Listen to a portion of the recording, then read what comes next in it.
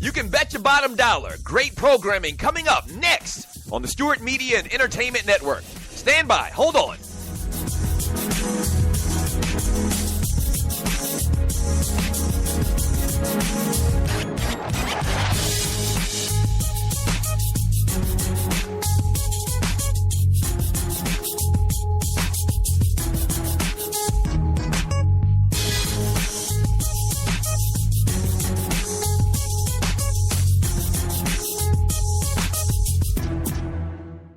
Talk at its finest, coming up next on the Stewart Media and Entertainment Network. In about 2 minutes, stand by.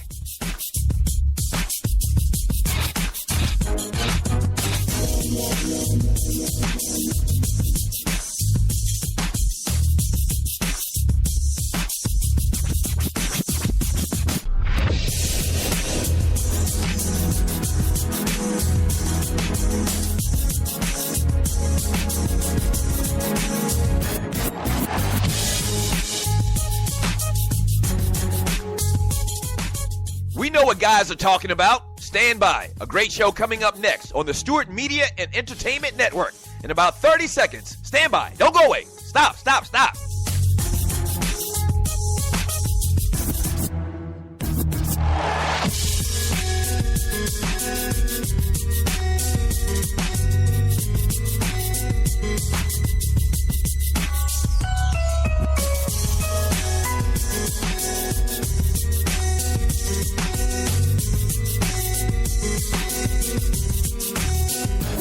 If they're talking about it at the barbershop, we're talking about it here on SME.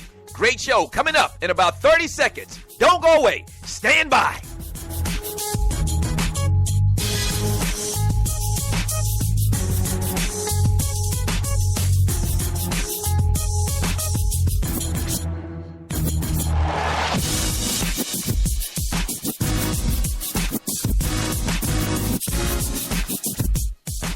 It's time. Sit back, relax, and enjoy. Another great product on the Stewart Media and Entertainment Network. Yeah!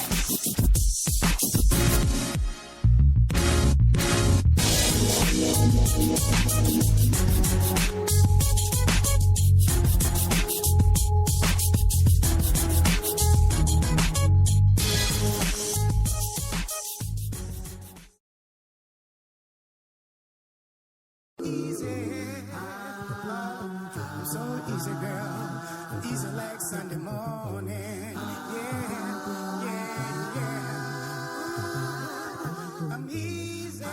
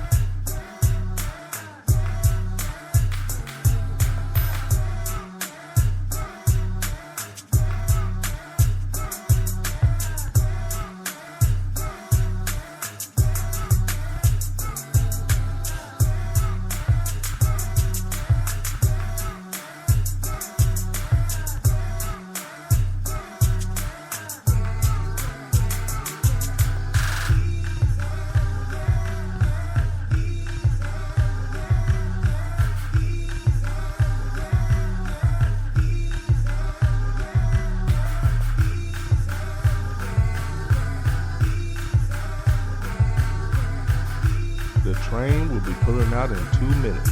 The train will be pulling out in 2 minutes.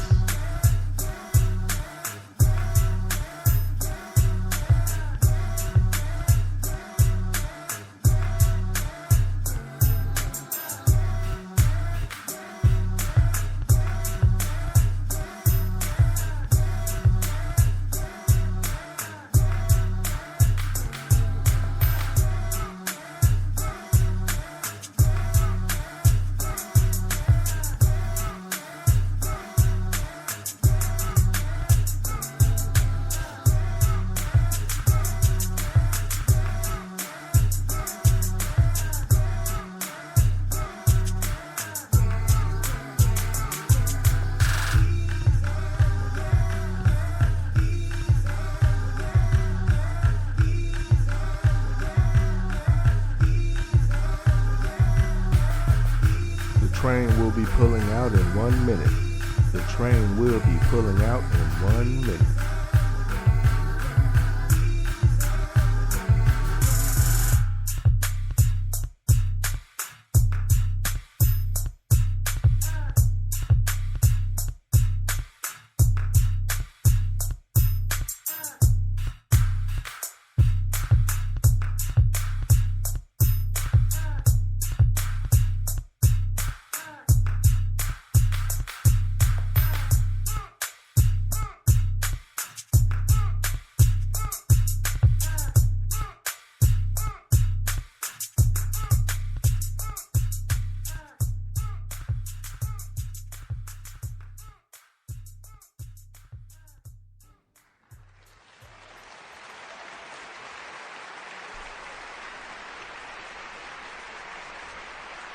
Look out, you are tuned into the Underground Railroad Show with that ninja on Spreaker.com. What's going on, fam? I appreciate everybody coming aboard as always.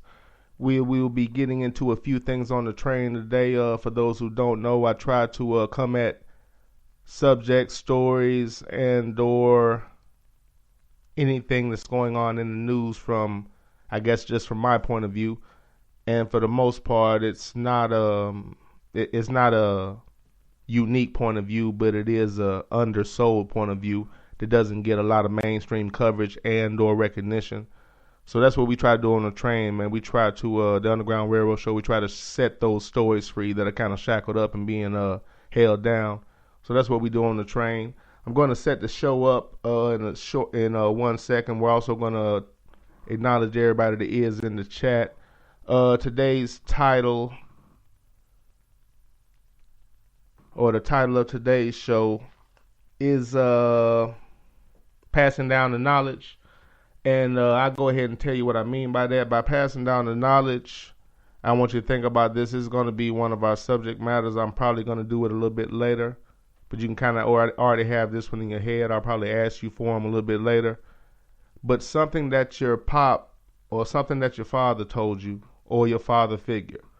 And for those who don't qualify or don't have or didn't have anybody in their life that fits that description, a father and or a father figure, I think most people at least had somebody that was somewhat of a father figure, an uncle, man, an older cousin, somebody, you know what I'm saying, that used to give you little jewels and maybe knew a little bit more, was a little bit older. And if it boils down to it, your mother, whoever may have given you jewels, but specifically what I'm trying to get is fatherly advice you got that has served you well. And maybe when he told you, you got it right away, or maybe it's something that you had to grow on and go through, and you was like, damn, that's what he meant. You know, so keep that in mind, and we're going to do that a little bit later. Knowledge passed down. Something your pop told you or your father figure, something, I mean, it doesn't have to be major. It could be something minor that really went a long way. Could be concerning life, could be concerning saving money, could be concerning the opposite sex. Could be concerning, woman advice, dating advice. Giving you game, giving you some jewels, sprinkling you a little bit, however you want to phrase it. So keep that one in mind. That's one we're going to touch on. It's probably going to be the last subject I'll get into, but I wanted to give you a little time to think about that one because it might not come to you right away. So something your father and or father figure, whether it be an uncle or whoever it was, if it was a woman or your mother, then that's fine. But something they told you that really stands out or that holds true or that you pass it down to your kids or that's really served you well. It could be more than one thing if that's the case, but something that served you well. You might have got it at the time, and, sometimes, when they tell you stuff, it don't hit you till later, and you like, damn. It could be years later, and you like, that's what he meant. But they were telling you something, if you were paying attention. But we'll elaborate on all these things, and we're going to set the show up. But before we do all that, I'd like to thank everybody for coming aboard. Let's take a ride.